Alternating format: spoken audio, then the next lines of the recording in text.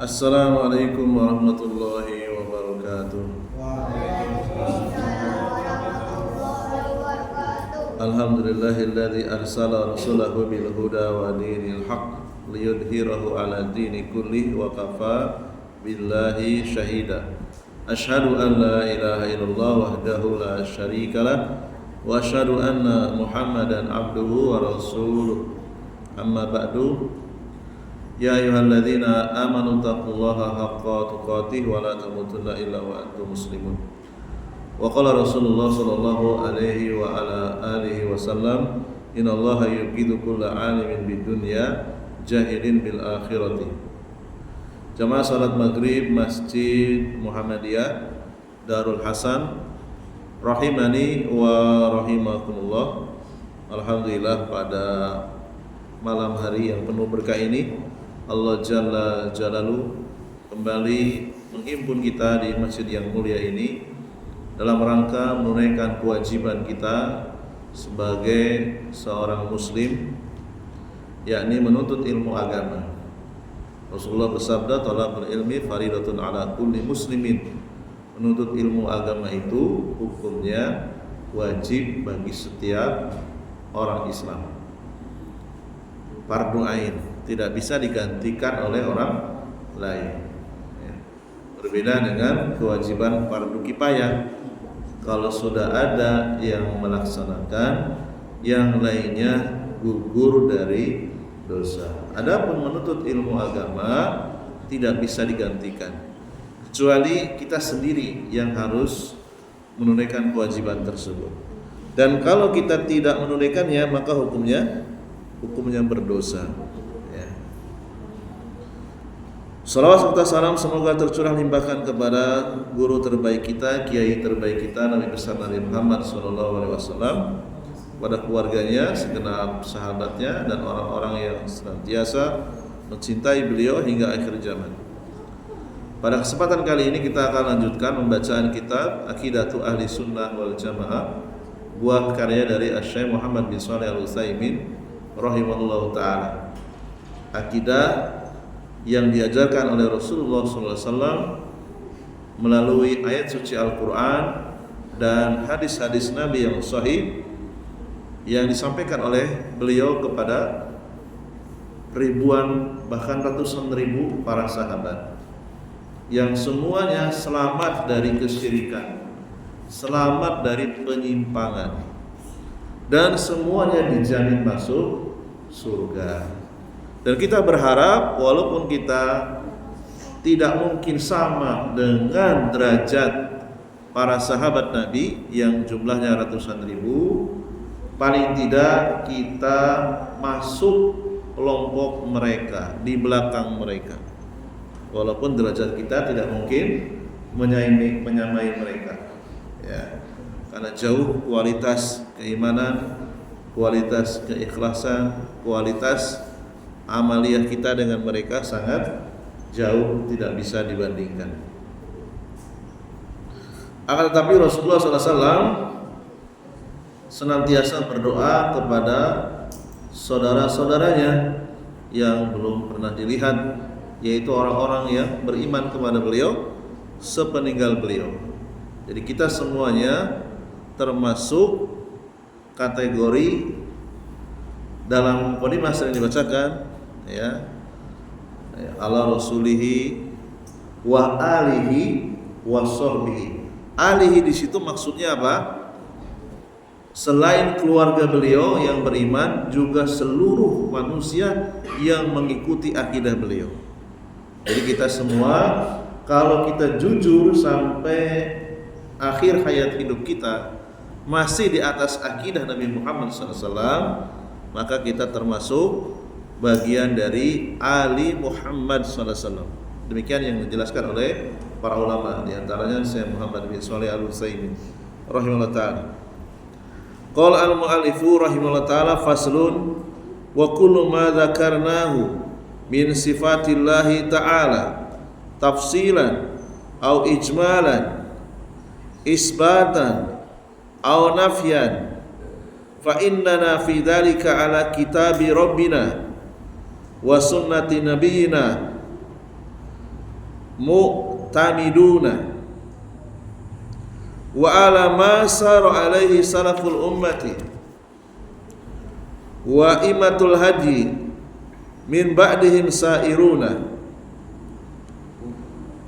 Pasal yang pertama, sifat-sifat Allah yang disebutkan oleh penulis Syekh Muhammad bin Shalih Al-Utsaimin rahimahullah taala secara tafsil.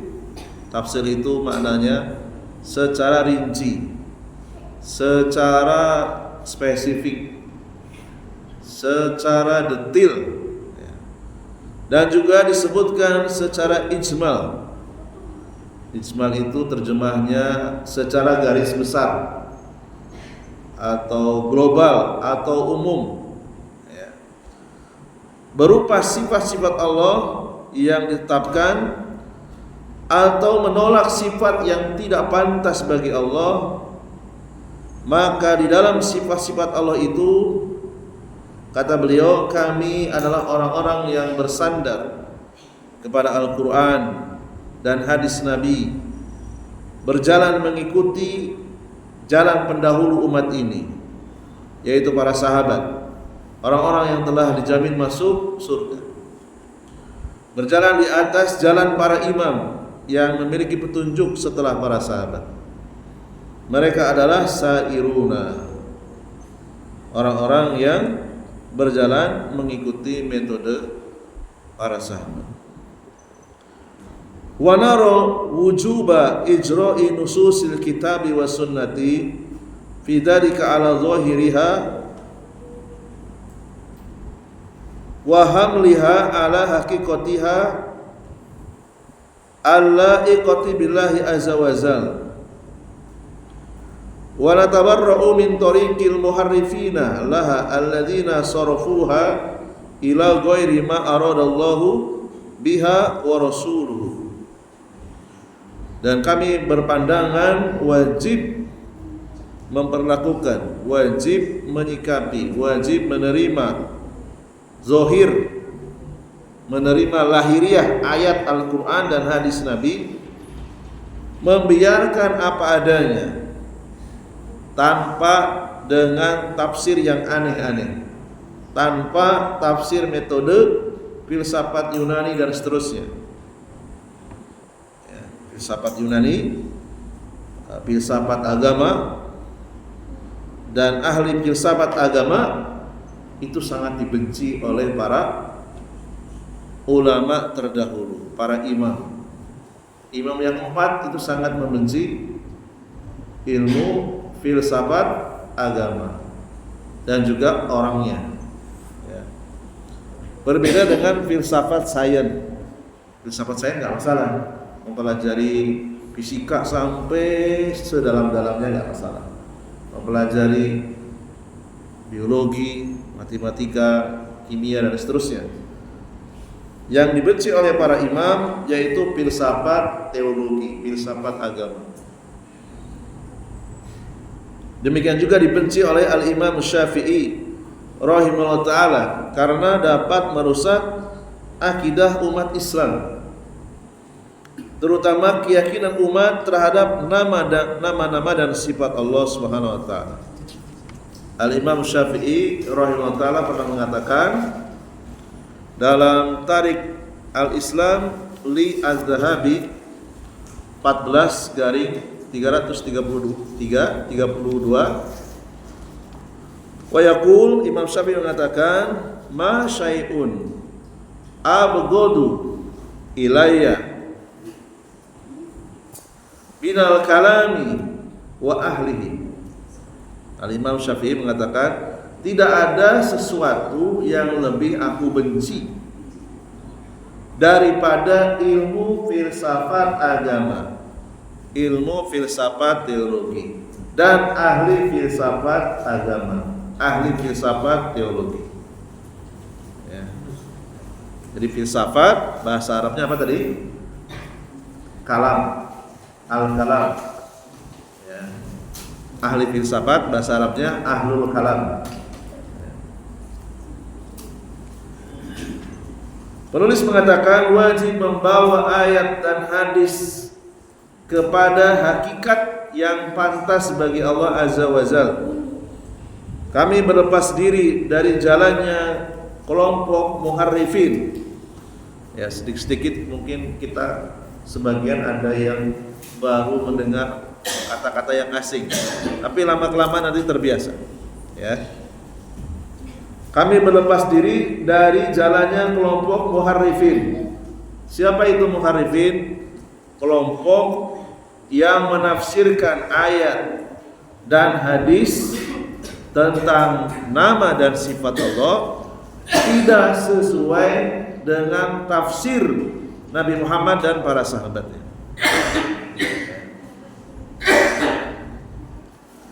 Kelompok yang memalingkan ayat dan hadis tentang nama dan sifat Allah kepada yang tidak diinginkan oleh Allah dan Rasulnya.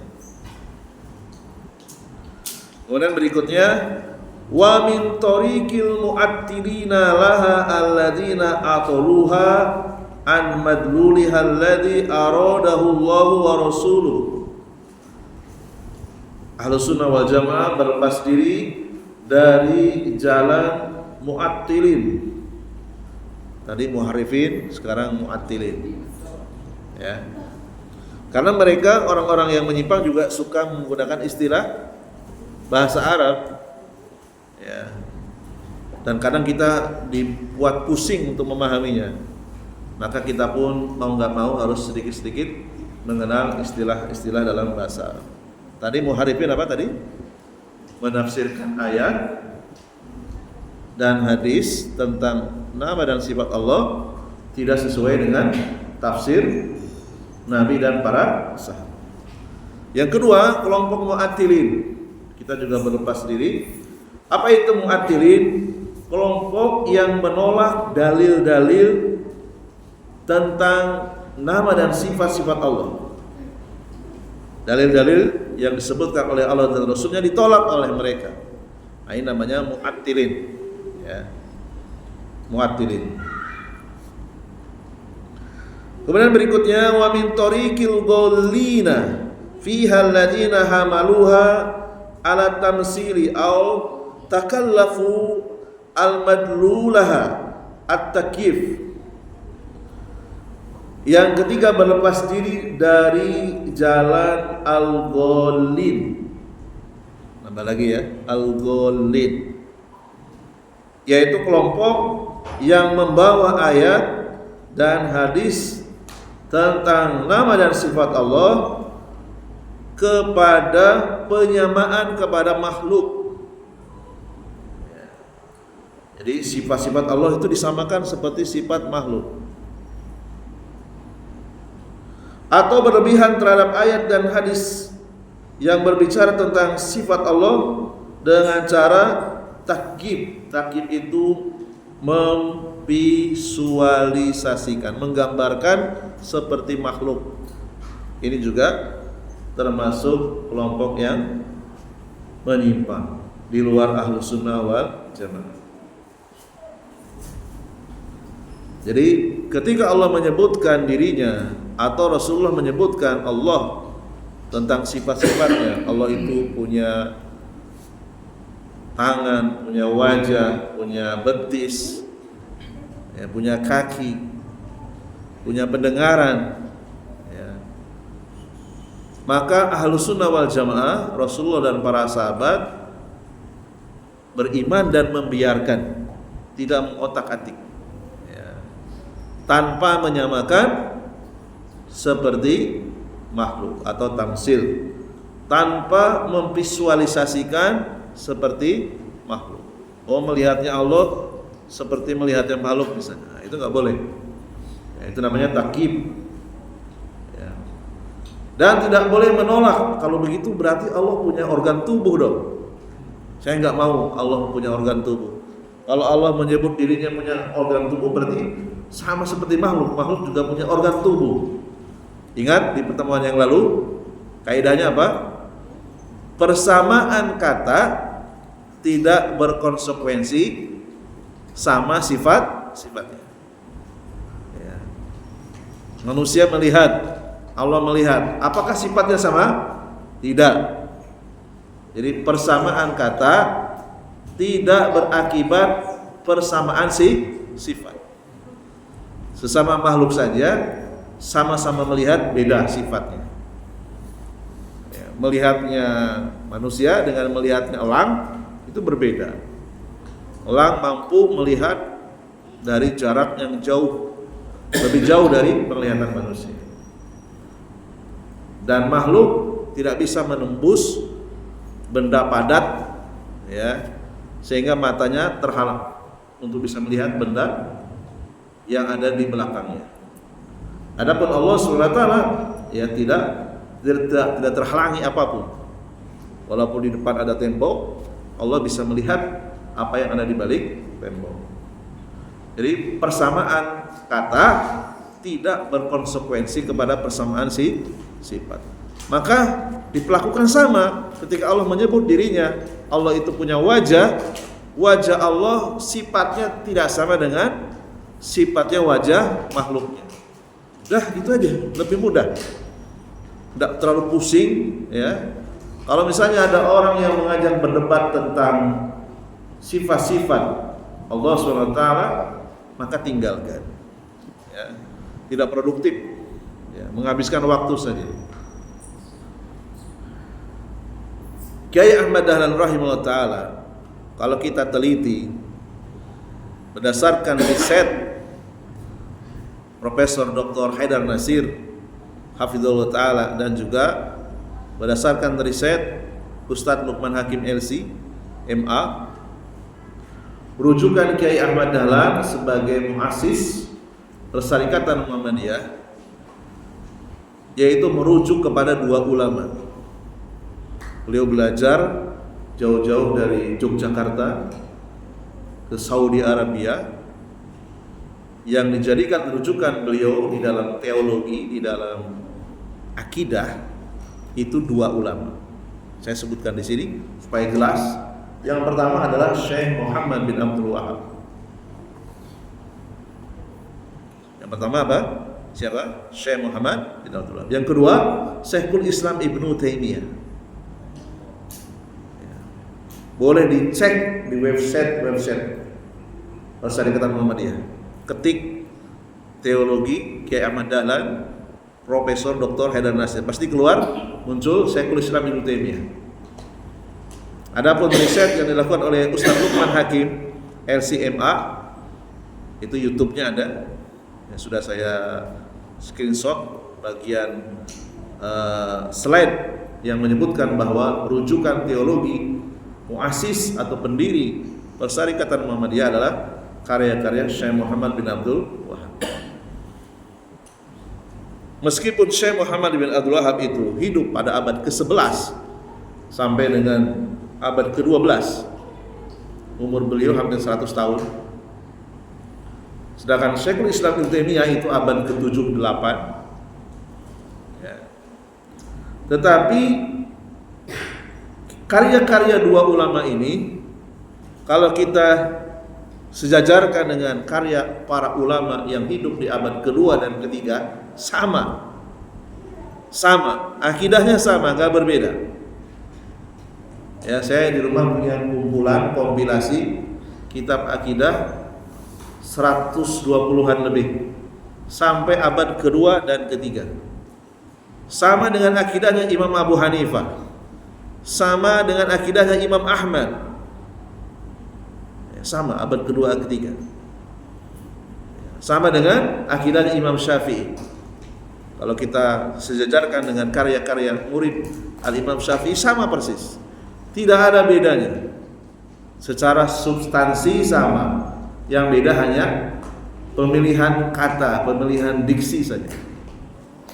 Adapun selain kelompok Ahlus Sunnah wal Jamaah, walaupun mungkin mohon maaf lulusan dari Al-Azhar, ya S2-nya S2 jurusan filsafat, ya, atau mungkin sebagian ada yang mondok di Indonesia, mondok sampai 10 tahun, sampai 15 tahun. Tapi ketika membawakan akidah dengan rujukan kitab yang menurut mereka juga mengatakan Ahlus Sunnah wal Jamaah, setelah saya cek daftar pustakanya, itu diambil dari ulama abad maksimal abad ke-5, ke-6, ke-7 dan seterusnya, dan tidak sama dengan akidahnya para ulama abad kedua dan ketiga. Karena penulis kitab akidah itu mulai abad kedua, ketiga. Abad pertama baru dihafal saja. Ya. Jadi boleh dicek penulis itu hidup tahun berapa. Kalau hidupnya setelah abad ketiga, maka itu bukan akidah salaful ummah.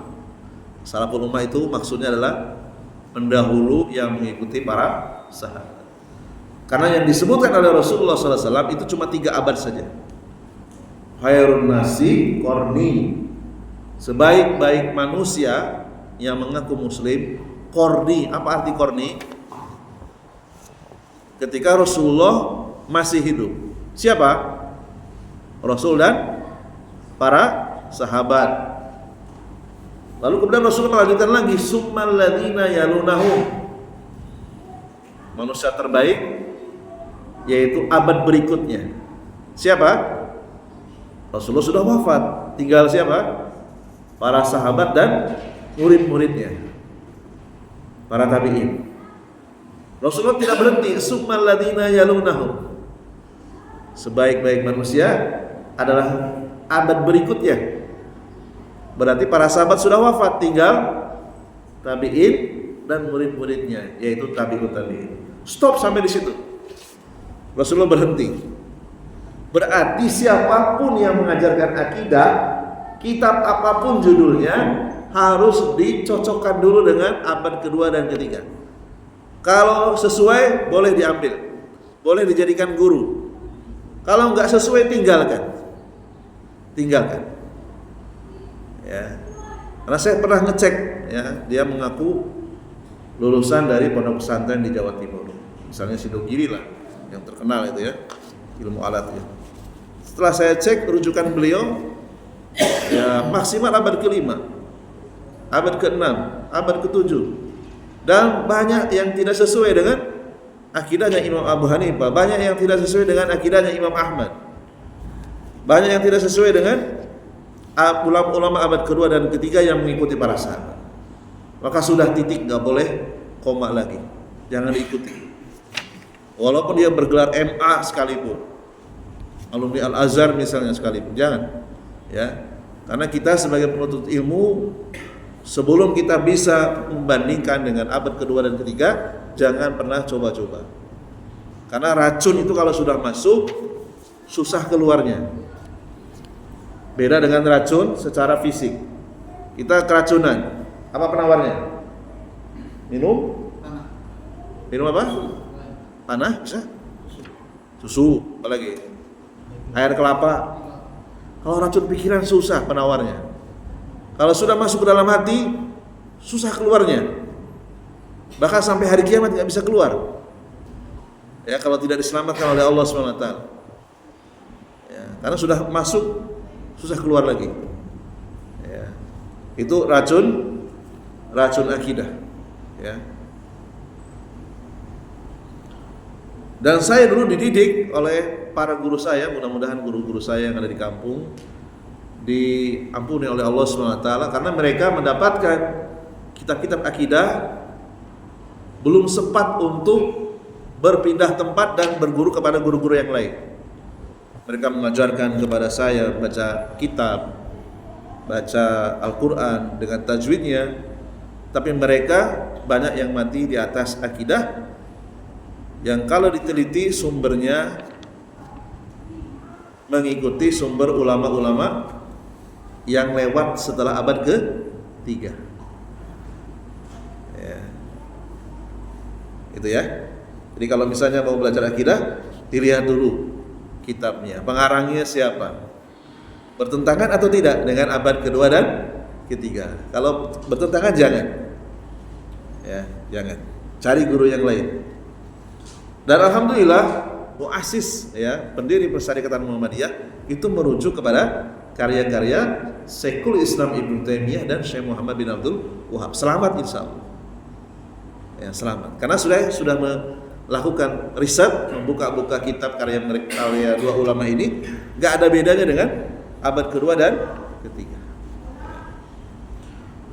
Wa na'lamu ilmal yakini an man jaa fi kitabillahi ta'ala aw sunnati nabiyhi sallallahu alaihi wasallam fa huwa haqqun la yunaqidu ba'duhu ba'dun liqaulihi ta'ala. Kita mengetahui bahwa ilmu al-yakin, apa saja yang datang dari Al-Quran dan hadis Nabi semuanya benar. Sebagian terhadap sebagian lainnya tidak ada bertentangan, tidak bertabrakan, tidak pernah bertolak belakang. Allah sebutkan sendiri di dalam ayatnya An-Nisa ayat 82, afala yatadabbaruna al-Qur'an walau kana min indi ghairillahi lawajadu fihi ikhtilafan katsira. Maka tidaklah mereka mendalami Al-Quran, sekiranya Al-Quran itu bukan dari Allah, pasti mereka menemukan banyak hal yang saling bertentangan. Ya.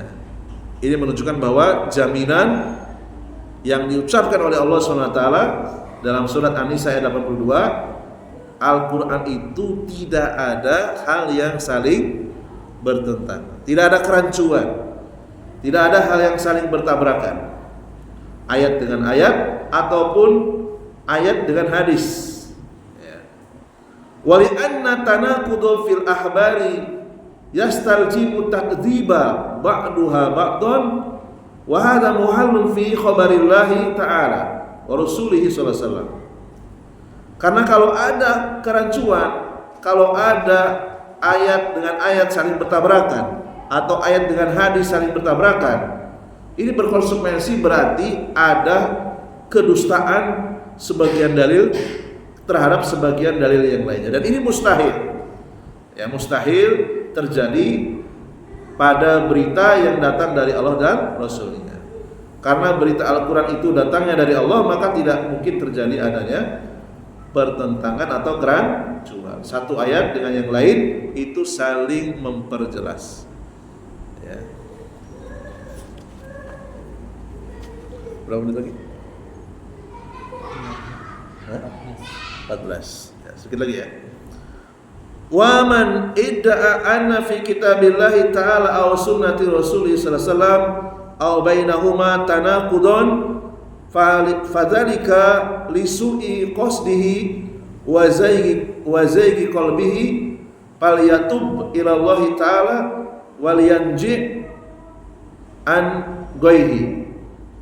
Siapa saja yang mengaku bahwa di dalam Al-Quran dan hadis Nabi ada sesuatu yang bertabrakan, yang bertentangan, maka bisa jadi itu karena maksud yang buruk, niat yang buruk, mempelajari Al-Quran dan hadis tapi niatnya buruk, ingin mencari-cari kesalahan ya. Seperti yang dilakukan oleh orang-orang misionaris. Di antara mereka ada yang membaca Al-Quran dari awal sampai akhir, tetapi tujuannya untuk mencari-cari kelemahan, dan tidak akan mungkin ketemu. Kalaupun ada kelemahan, itu menurut dia saja ya, karena maksud atau tujuannya buruk. Maka siapa saja yang membaca Al-Quran lalu kemudian dia merasa ini ada kerancuan, maka hendaklah bertobat kepada Allah SWT dan buanglah maksud buruk tersebut. Ini anjuran Al-Quran agar supaya dia tidak tersesat. Wa man tawahhama tanaqud fi kitabillahi ta'ala aw fi sunnati rasulih aw bainahuma fadzalika imma likillati ilmihi aw qusuri fahmihi aw taqsirihi fi tadabburi falyabhath 'anil ilmi wal yajtahid fi tadabburi hatta yatabayyana lahul haq fa illam yatabayyan lahu faliyakil al-amru ila alimihi waliyakuffa an tawahumihi waliyakul kama yaqulu rasihuna fil ilmi amana bihi kullu min indi rabbina waliya'lam annal kitaba was sunnata la tunakidu fihima wala bainahuma wala ikhtilafa. Dan siapa saja yang ragu adanya kerancuan di dalam Al-Quran atau di dalam hadis Nabi sallallahu alaihi wasallam atau salah satunya, hal itu karena sedikitnya ilmu atau karena gagal paham atau keterbatasan pemahaman dalam memahami Al-Quran, maka belajarlah dan bersungguh-sungguhlah sampai kebenaran menjadi jelas baginya. Jika belum jelas juga, maka serahkan urusan tersebut kepada ulama. Tinggalkan keraguan dan ucapkanlah seperti para ulama yang kompeten di bidangnya mengucapkan, yaitu kami beriman dengan Al-Quran, mengimani setiap yang datang dari Tuhan kami. Amanna bihi kullun min indi rabbina. Ya. Ketahuilah bahwa Al-Quran dan Sunnah tidak mungkin saling bertabrakan, tidak mungkin konflik antara ayat dengan ayat atau ayat dengan hadis atau hadis dengan hadis. Ya, tidak mungkin terjadi kontradiksi. Ya. Dan yang membahayakan umat Islam dari dahulu sampai sekarang terhadap kemurnian akidah, sebagaimana tadi disebutkan, yaitu munculnya para ahli filsafat teologi, dan itu dicetuskan oleh tokoh-tokoh Yunani. Tokoh-tokoh Yunani, Sokrates, Plato apalagi? Ya, pokoknya tokoh-tokoh Yunani yang kemudian menulis tentang agama, diterjemahkan dari bahasa Yunani ke dalam bahasa Arab, lalu dipelajari oleh kaum muslimin dan itu merusak. Ya. Al-Imam Syafi'i pernah mengatakan dalam Manaqib Asy-Syafi'i halaman 453, 454, laqad ittalaqtu min ahlil kalami ala syai'in wallahi ma tawahamtu qad wala yubtala almar'u bi jami'i ma nahallahu anhu ma khala syirki billahi khairun min an yabtaliyahu Allahu bi kalami. Imam Syafi'i mengatakan, aku telah mendapati dari perkataan para ahli filsafat agama perkara yang demi Allah tidak pernah aku duga sebelumnya. Seseorang yang melakukan seluruh keharaman yang dilarang oleh Allah selain kesyirikan, menurut aku lebih baik baginya daripada dia jatuh dalam suatu musibah, yaitu belajar ilmu filsafat. Jadi kata Imam Syafi'i, belajar ilmu filsafat agama itu musibah yang lebih berbahaya daripada orang melakukan sekian banyak keharaman selain kesyirikan. Ya. Kenapa? Karena itu bisa merusak akidah. Ya. Mungkin ini saja dulu yang bisa saya sampaikan. Jadi kalau ada orang yang mengaku-ngaku murid Imam Syafi'i, mengaku-ngaku pengikut Imam Syafi'i, tapi justru yang dipakai itu adalah akidah yang bersumber dari orang-orang yang menjadikan filsafat Yunani sebagai metodologi, maka Imam Syafi'i berlepas diri.